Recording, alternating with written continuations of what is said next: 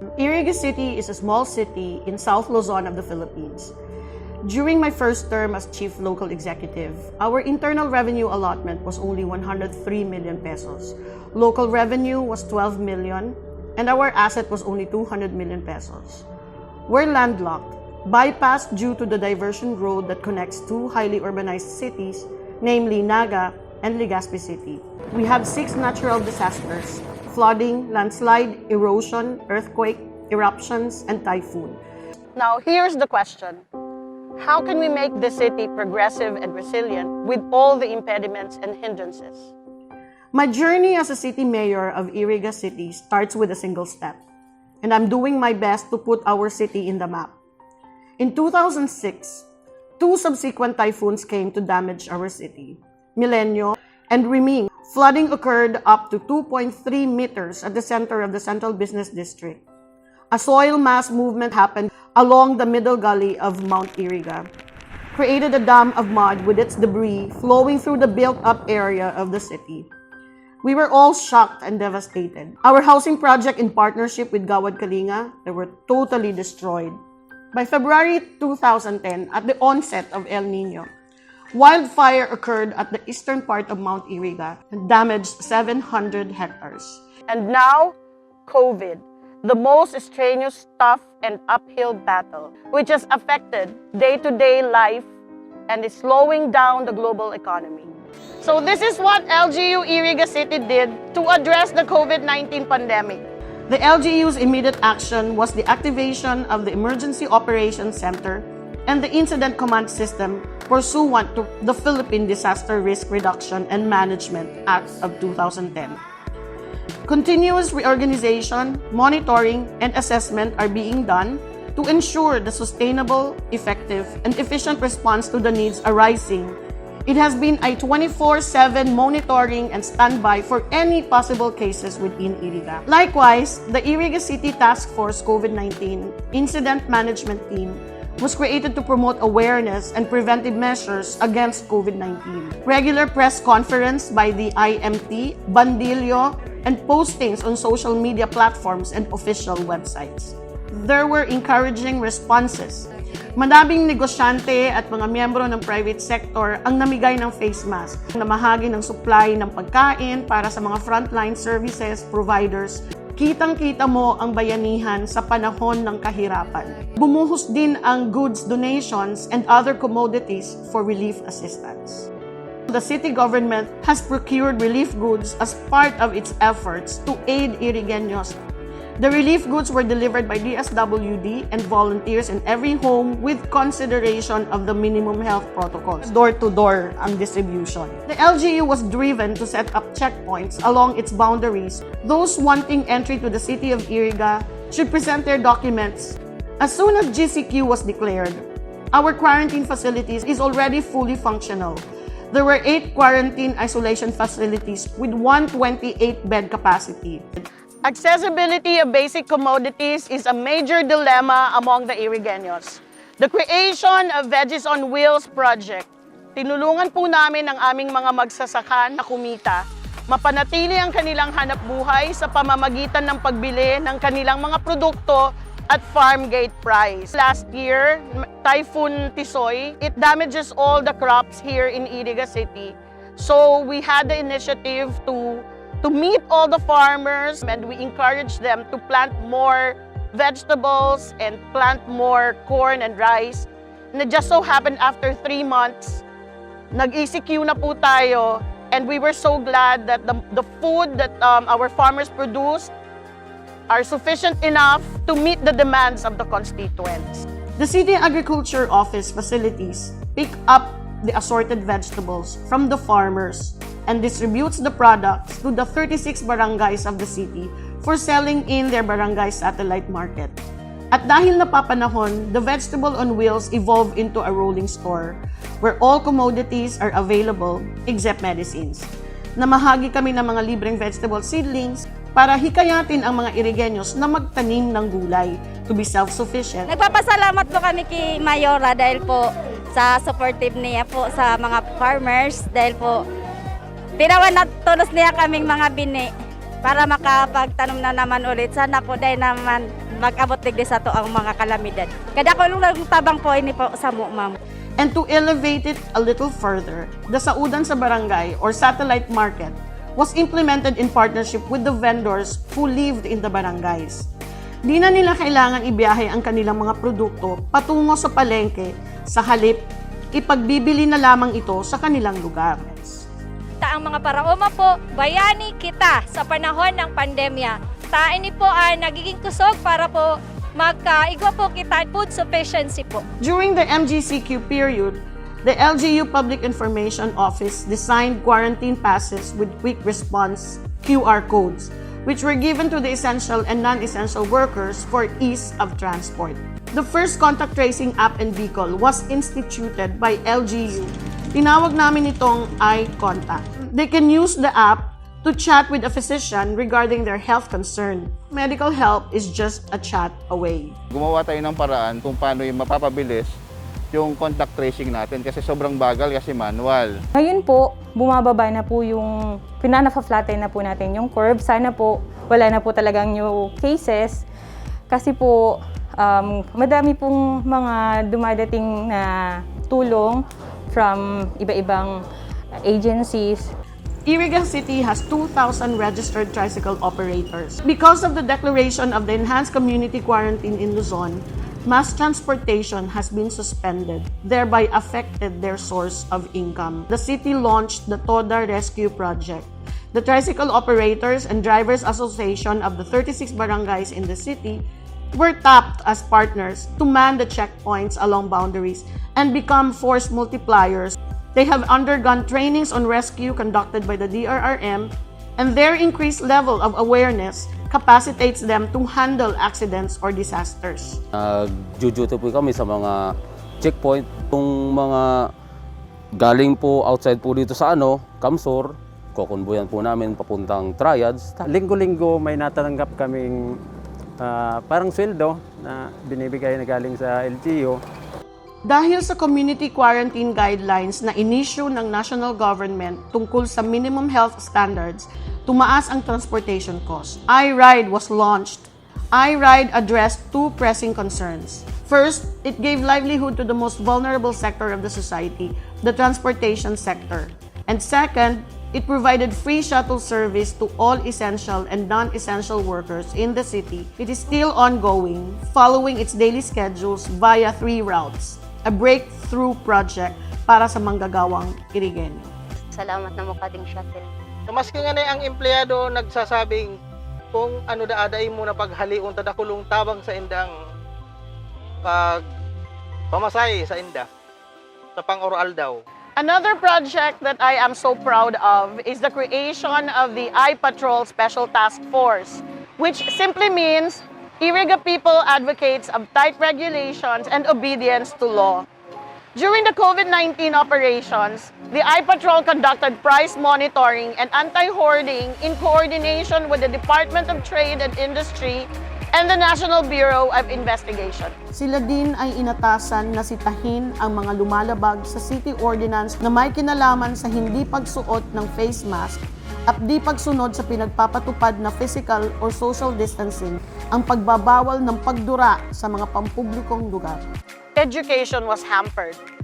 Nowhere would you see school children running towards the school gate, nor see teachers energetically conducting lesson in front of 30+ students. Kaya minarapat namin na bigyan ng pagpapahalaga ang suliraning ito. We implemented a program called Tulong Dunong Enhanced Learning Environment for Low Performers, which aims to increase the passing rate of grade 7 students through multimedia-based reading programs. A MOA was signed with the Department of Education and the procurement of facilities, equipment, tools, and other materials for senior high school. Malaki na itulong ng LGU ng IRIGA, lalo na sa reproduction ng modules. Kasi nag-allocate ng 7 million para, dati 5 million lang, dinagdagan ng 2 million para ma-cover yung 3rd and 4th weeks ng first quarter. Hindi na yung kinuha sa MOE ng mga eskwelahan. Namamahagi kami ng instructional materials and learning modules sa tulong ng DepEd. Namigay ng generators, USB recorders, hired para teachers who happens to be education graduates but were not licensed teachers to assist our actual school teachers. All these were funded by the Special Education Fund, approved of course by the local school board. Edukasyon para sa lahat. Malaki ang naging papel ng kabataang Irigenyo sa pagsugpo at paglaban sa COVID-19. Nariyan ang mga adaptive and innovative projects kagaya po ng Project E-Eskwela, libreng paggamit ng laptop at Wi-Fi. Nagkaroon din ang kabataan ng bloodletting activity, donation drive sa mga affected residents during the typhoon. In spite of the government warnings to stay at home and practice social distancing, some were still obdurate. They managed to do leisure camping, specifically at IRIGA's Mount Asog. The City Tourism's Mountain Warriors vigilantly checks the campsites and its entry points. Meron kaming mga license or accredited tourist guide. Ang components po ng IRIGA Bugkön Mountaineering Group, mga IPs or indigenous peoples or tinatawag po namin nila local term na agta. Para po maiwasan yung pagtaas po doon unless hindi po siya kung agricultural activity. Ako po si Rodel Malto, isang mountain warrior sa Dipo IRIGA. Pakasweldo po ako na sweldo kami. Amo na pinagpakaray ko man po. Sinta po na pinakal ko man po sa pala. Adi po amo po. Nakulong tabang po ni Madel po. Na tinawan po kami sa trabaho na arbukan. Yung aking bahay, nadurog. Wala kaming bahay. Here comes the most debilitating occurrence here in IRIGA City. The city was visited by 3 super typhoons, namely Kinta, Rolly, and Ulysses. Continuous heavy rains and strong winds ruined most houses made of light materials in all barangays of IRIGA City. Lowland barangays experienced heavy flooding. May bagyo na pong parating sa amin. Lahat po ng kagamitan namin, itinataas namin sa mga lalagyan na hindi kayang abutin ng tubig. Nitong Rolly, masyado pong malakas yung tubig. DRRMC po, tinulungan po kami na yung mga bata po, in-evacuate na po sa barangay hall. Tapos po, tumulong na din po sila na yung iba naming gamit, ikataas na din po. Sa kasalukuyan po, nandito po kami sa Barangay Perpetual Help. Nasa paanan po kami ng bundok, Mount Iriga. This has been a problem ever since. Meron pong, we created an impoundment, a water impoundment, but still yung mga boulders and debris, they still go down at napupuno po yung impoundment. Diretso po ang boulders dito, diretso po pababa. We were able to talk to all the households here na medyo mahirap po talaga ang situation nila. And they know for a fact that vulnerable ang area nila. So every time that we ask them to evacuate, they really have to evacuate. So this is now my most challenging predicament. How are we going to implement the 4 thematic areas of disaster risk reduction management? Preparedness, mitigation, response, and recovery. It seems too much to handle, but as they say, every city needs to act immediately. And we did just that. Good thing we already have a sound analysis of disaster risk and have good linkages with early warning systems. We also have contingency plans and have stockpiled equipment and supplies. Arrangements for coordination, evacuation, and public information were also instituted. To minimize the adverse impacts of hazards and related disasters, the city institutionalized mitigation measures encompassing engineering techniques and hazard-resistant construction, as well as environmental policies. The provision of emergency assistance during and after a disaster is a major component of the city's response. Preemptive and forced evacuation is being enforced by the CDRRMO because nothing is more valuable than the life of every single Irigenyo. It was challenging because evacuations should be done while still considering social or physical distancing. Sa ngayon po, nag-allot po talaga tayo ng 2 days para sa preemptive kasi po syempre per family, isang sakayan, 1 family, 1 room. Inopen lahat ng ating mga church, yung ating mga business establishment, mga warehouses po. And yung iba naman po na family na meron po silang kapamilya na resilient po ang kanilang bahay. So, in-accommodate nila, LSIs, yung mga naka-quarantine. Kaya hindi po talaga natin sila hinahalo, mga identified direct contact natin. Actually, mga naka-hotel. Bawasan po natin ang response and rehabilitation. Palakasin po natin ang ating preparedness. Na-lockdown ang opisina ko po nang dahil sa nag-positive ako, kasama po ang 2 kong staff. Nung matatapos na ako ng isolation ko, nandito naman yung threat ni Quinta. Ang ginawa ko po, may radyo lang ako. So maganda po dito si IRIGA kasi yung support system para kaming magkakapamilya. Proudly, the city reported 0 casualty during and after the typhoons. Ganun po kahirap at kabigat ang disaster risk reduction management. Dapat lahat pagtuunan ng pansin, walang mapapabayaan at walang maiiwan. Amidst all these doleful occurrences, IRIGA City is always directed towards recovering. Sabi nga nila, ano man ang mangyari, babangon at susulong tayo.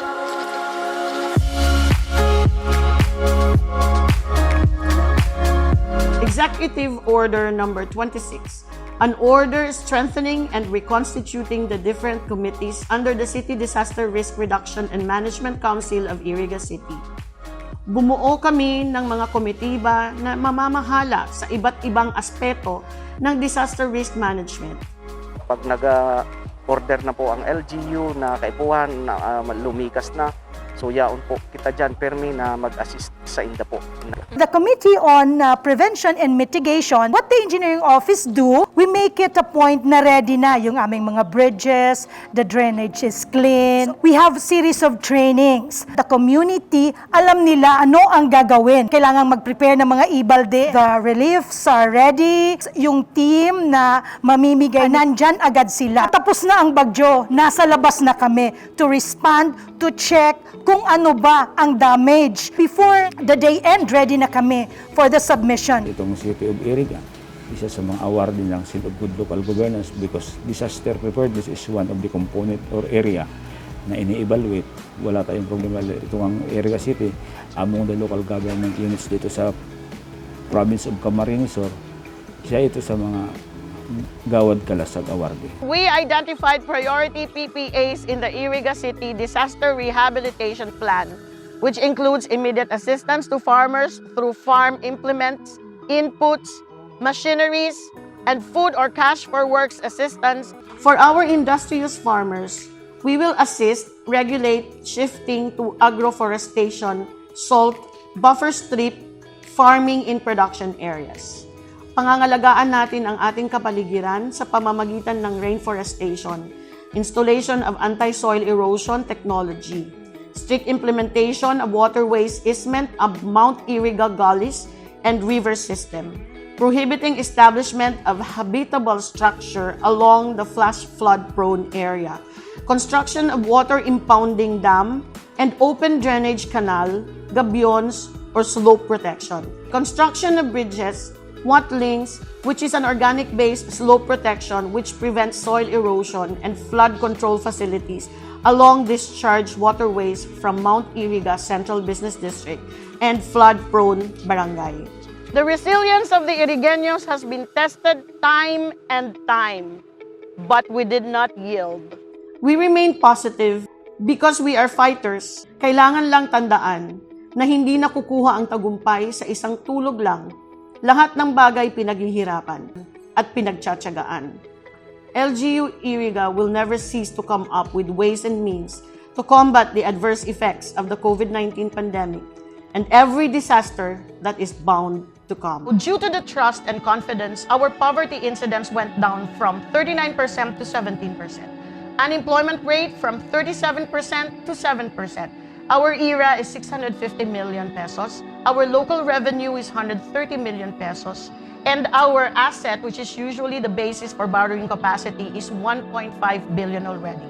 We are SGLG awardee, Seal of Good Financial Housekeeping, and other awards bestowed upon us by the national government agencies and international as well.